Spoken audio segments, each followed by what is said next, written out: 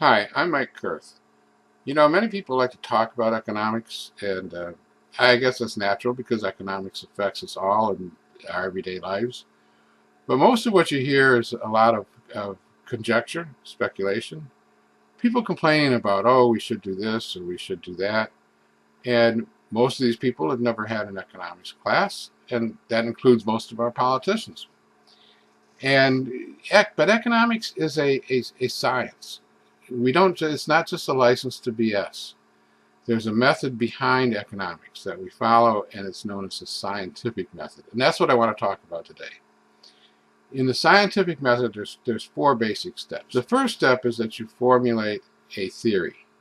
It's a theory intended to answer a question.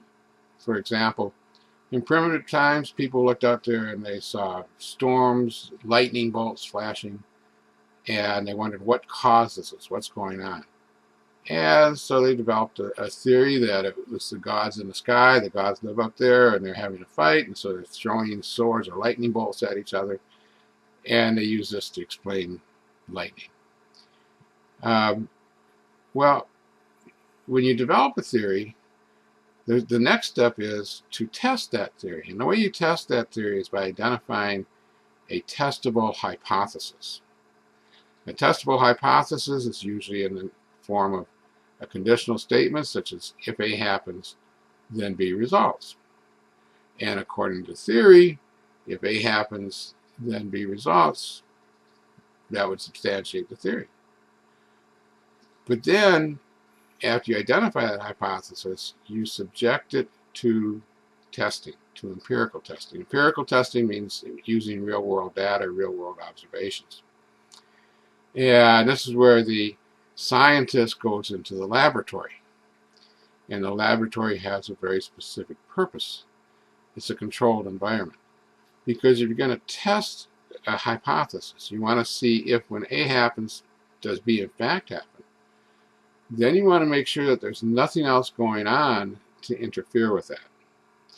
For example, we can have a testable hypothesis that if you boil water to 212 degrees Fahrenheit, or if you heat water to 212 degrees Fahrenheit, it will boil. Okay, and that's a predictable statement. If you do this, then you get this result. And we can test that. But that statement is only true if you're at sea level, because there's another variable that interferes with that, and that's altitude or air pressure. And the greater the altitude, the less the air pressure. And the less the air pressure, the longer it's going to take for water to boil. So in Lake Charles, Louisiana, it's probably true, because we're about 6 feet above sea, that if you boil your water here to 212 degrees, or if you heat your water to 212 degrees, it will boil. But if you go up to Denver, Colorado, which is a mile high, it's going to take it's going to boil at a much lower temperature. The greater the pressure, the quicker the water will boil. That's how a pressure cooker works. So if you want to test that theory, you have to control for air pressure in order for that theory to be true. You don't want other variables influencing it or interacting with it. You don't want to get antifreeze in your water, and because it'll contaminate it, it'll pollute it, you won't get the same results. So you set up these controlled environments. Now, one of the things that distinguishes economics from the other science, like biology, chemistry, physics, is that our subject is people and the behavior of people.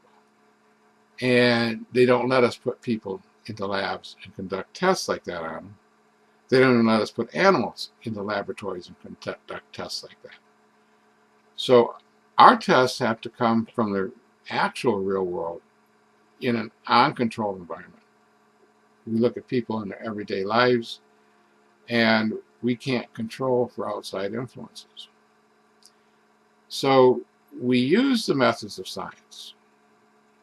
We develop the theories. We identify the hypotheses. We subject them to empirical testing. We look for real-world data to validate these theories. But most of our tests very seldom do we get a really clean test where everything else is constant. And what this does is that there's a lot of debate among economists. One economist comes along and says, oh, here's this theory. If you raise the minimum wage, you'll increase unemployment. And you subject that, you go out and you look at the tests, you look at the data, you look at what's happened in the past, and you say, this proves it. But then another economist comes along and says, oh, you didn't control for this variable. One of the things we have to be careful about in economics is to distinguish between positive statements and normative statements. Positive statements are those conditional statements, those scientific statements. If A happens, then B will result. Now, these are not necessarily true statements, but they can be tested and shown to be true or false. So, for example, if I said, hey, if I go down and jump off the 210 bridge, I'll fly. You say, no, you won't. Oh, yes, I will. Well, we can test it. Have me go down to the 210 bridge and jump off and see what happens. I think that's a false statement. And it'll probably be proven false, which is why I don't want to do the test. But a normative statement is a statement of one's that reflects one's value or one's opinion. Usually you can identify these statements by the word should, that's usually lingering around there somewhere. So, for example, there are a lot of people who say, if somebody commits a murder, then they should be put to death themselves. And that's a normative statement. Notice the word should. They should be put to death themselves. Now, there are some people who believe that it's not our role. They believe in the sanctity of life, and it's not our role to determine who lives or dies. That's up to God. Put them in prison, but it's not our job to kill them. Okay? But that's their opinion. And there are others who say, no, we have to execute them. We have to teach them a lesson, or we have to make a demonstration effects of society what happens when you do something like that, when you murder somebody. So these are value judgments, and science cannot prove one's values, right or wrong. That's not the domain of science.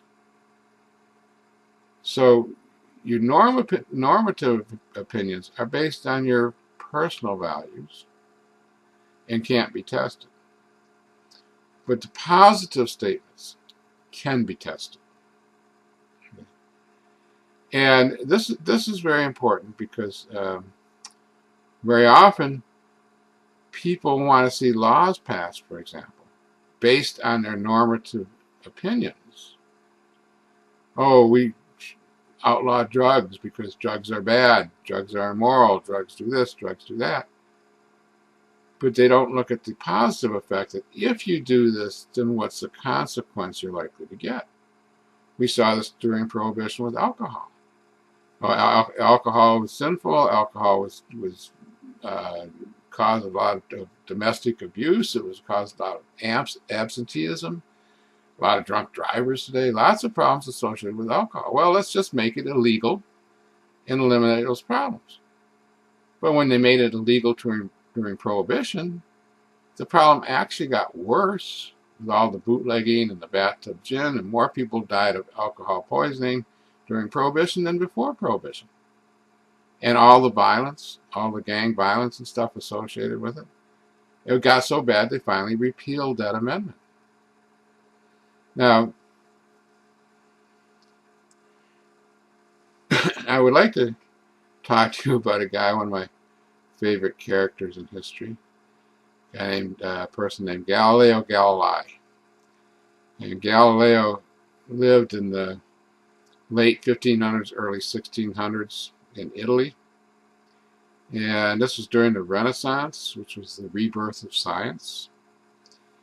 And he was fascinated with science. Well, at the time, science was seen almost like magic because a lot of what people thought was actually not true when it was subjected to empirical testing.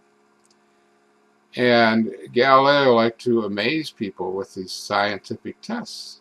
He's the one that went up on the Leaning Tower of Pisa and dropped off two different sized balls because people believed that the larger, heavier ball would hit the ground first. That seemed intuitive, but it turned out to be wrong. And so he conducted the empirical tests and he showed people, I said, ooh, how did that happen?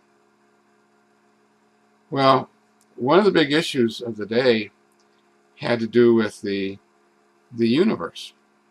And a couple hundred years earlier, in the 1300s, there was a Polish mathematician named Copernicus who'd come up with a theory that that the sun was the center of our solar system, and all the planets were revolving around the sun. And the church didn't like this, the Catholic Church, because at the time they held that a lot of people believed the earth was flat. They said that the earth is the center of the universe, and Rome is at the center of the earth, and the Pope sits in Rome, and the Pope sits at the center of the universe. And also they felt that this notion that the sun was the center of our solar system kind of went along with the Egyptians. They were worshiping the sun and stuff. It was the heliocentric theory. It was heresy. They told Copernicus, this is heresy what you're writing. Don't talk about it anymore. Well, it was an issue among scientists. And Galileo found out about this person in Holland who'd invented a telescope. And he got the plans for this telescope, and he built his own telescope. And the reason he built the telescope was so that he could test Copernicus's theory.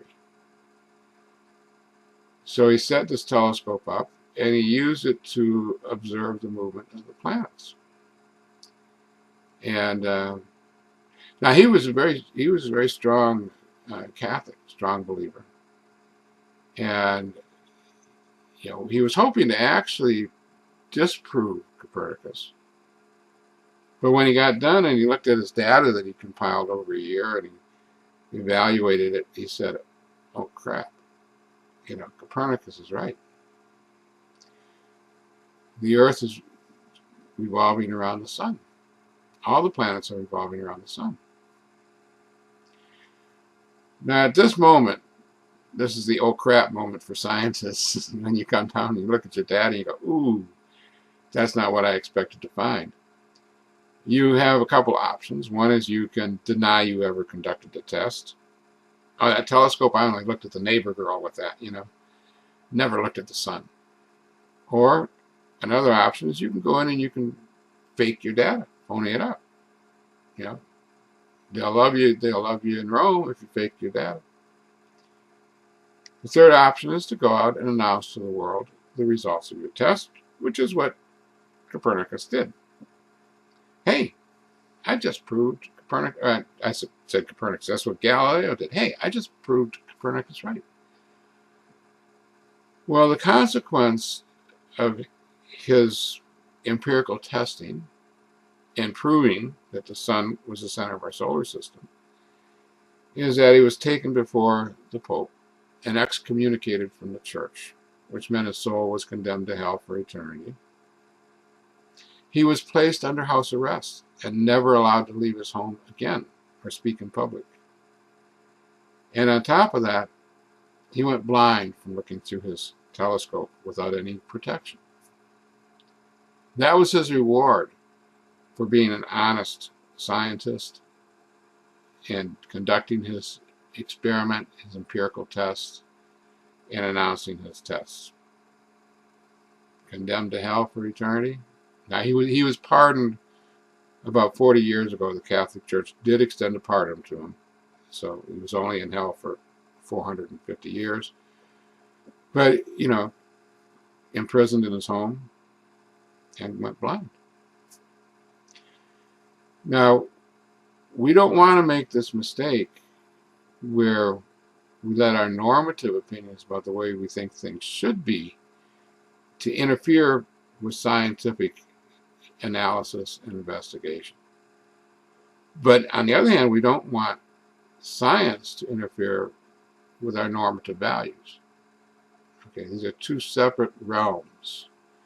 You have your values based on your beliefs and your principles, but we also have to search for the truth in how things actually work. If we don't, then we're likely to take actions that will have unintended consequences for us.